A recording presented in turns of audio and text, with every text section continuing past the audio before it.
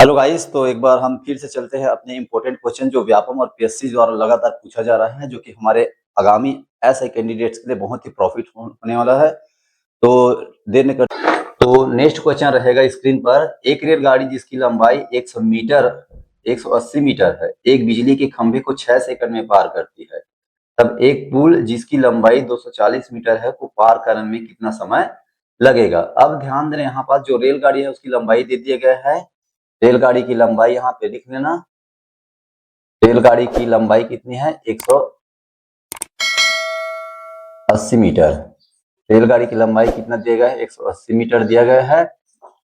अब यहाँ से रेलगाड़ी जो है किसी खंभे को 6 सेकंड में पार करे। अब ध्यान देना, यहाँ पे दो कंडीशन बनता है, क्योंकि रेलगाड़ी पहली कंडीशन में खंभे को पार कर रहा है और जबकि दूसरे कंडीशन में एक पुल को पार कर रहा है। अब ध्यान देना, क्योंकि ये एक पोल है, पोल मतलब खंभा होता है। अब पोल के पास कोई लंबाई नहीं होता है, तो ध्यान देना, यदि इसको रेलगाड़ी क्रॉस करता है या पार करता है तो अपनी दूरी को ही पूरा पार करता है, मतलब एक खुद की दूरी को पार करता है। इसमें खंभे की कोई दूरी डिस्टेंस नहीं होता है। जबकि वो जब वो एक पुल को क्रॉस करता है, जब ये रेलगाड़ी जब पुल को क्रॉस करता है तो इसके लंबाई के साथ साथ रेलगाड़ी जो है खुद की लंबाई को भी क्या कर देता है? पार करता है। तो इसमें क्या होता है, दोनों की लंबाई को वो पार करेगा, क्योंकि खुद की लंबाई को पार करेगा और इसकी भी लंबाई को पार करेगा। तो यहाँ पे क्या करना होगा, इन दोनों की लंबाई को प्लस करेंगे और टाइम निकालने के लिए हम स्पीड का यूज करेंगे। तो सबसे पहले ध्यान देना, यहाँ पास हम डायरेक्ट यहाँ से रेलगाड़ी की लंबाई दे दिया गया है और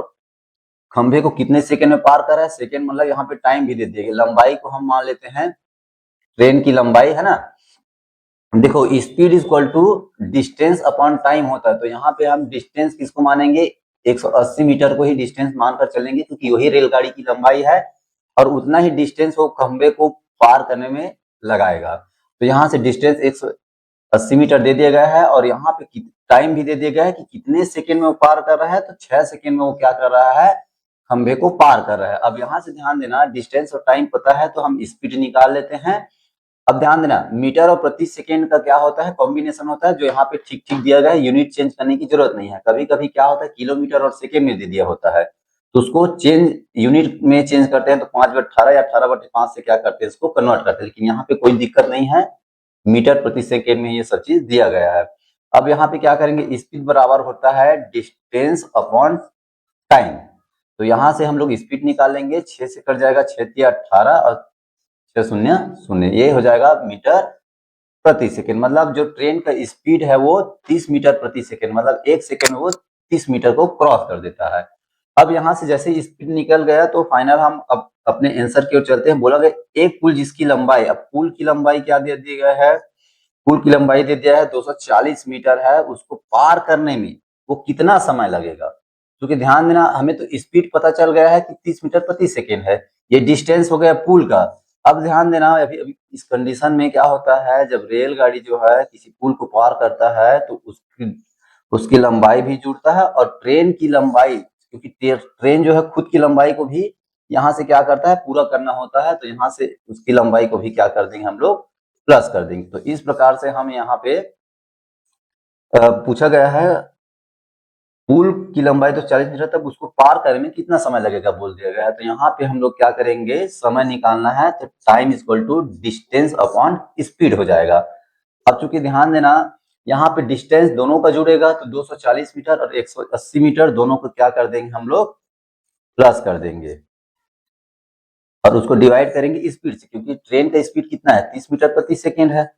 तो यहाँ से ये ध्यान देना, ये दोनों किसमें है, मीटर में है, तो ये क्या हो जाएगा, मीटर प्रति सेकेंड में है। ठीक है, अब यहाँ से 180 और 240 को प्लस कर देंगे तो ये हो जाएगा 420 मीटर और उसको डिवाइड करेंगे 30 सेंटीमीटर, तो 0 से 0 कट जाएगा और 3 14 हो जाता है 42, 14 या 42 होता है। तो ये 14, यहाँ से मीटर को काट देना है तो बचा सेकेंड, है ना। तो 14 सेकेंड में क्या करेगा, फाइनल आंसर है 14 सेकेंड। जो ट्रेन है वो पुल को कितने सेकेंड में पार कर देगा, 14 सेकेंड में पार कर देगा। इस प्रकार से इसका आंसर, फाइनल आंसर निकल के आया है ऑप्शन बी 14। तो नेक्स्ट क्वेश्चन हमारे स्क्रीन पर, एक चुनाव में एक प्रत्याशी को 65% मत प्राप्त हुए एवं वह 3645 मतों से जीता, तब कुल कितना मतदान हुआ यदि वहां 2 प्रत्याशी थे। ये कहना चाहता है कि एक चुनाव में 2 प्रत्याशी थे, दोनों में से किसी एक की जीत हुई और जीतने वाले ने 65% मत प्राप्त किए, मतलब 65% वोट प्राप्त किए। जीतने वाले कितने प्रतिशत वोट प्राप्त किए? जीतने वाले प्रत्याशी ने 65% वोट प्राप्त किए। तो सीधा इस बात है, जब भी चुनाव होगा वो 100% के लिए होगा। तो यहाँ पे जीतने वाले ने तो 65% ला लिया, मतलब ये हारने वाले ने लाया है जो बचा हुआ शेष। तो 100 में 65 को माइनस कर देंगे तो 5 हो जाएगा और 9 में से 35%। मतलब ध्यान देना, 100% के लिए चुनाव होता है, कभी भी होता है। और यहाँ 2 ही प्रत्याशी है। यहाँ पे ये बात नहीं कहा गया कि इतना वोट रिजेक्ट हो गया है ऐसे करके, यहाँ पे सिर्फ जीतने और हारने की बात कहा गया है। तो सीधा इस बार जीतने वाले ने 65% वोट लाया है, तो हारने वाले ने 35% मत प्राप्त किया है। अब ध्यान देना, जो जीतने वाले प्रत्याशी है उसने कितने मतों से कितने वोटों से जीता है। तो जीतने वाले ने जीत का अंतर लिख देते हैं यहाँ पे, जीत का अंतर जो है वो कितने वोट का है? 3645 वोट का है। इतने वोट से वो जीतने वाले प्रत्याशी ने इतने वोट से उसको हरा दिया। मतलब ध्यान देना, यहाँ पे इसका डिफरेंस हो जाएगा, इन दोनों का डिफरेंस कितना हो जाएगा?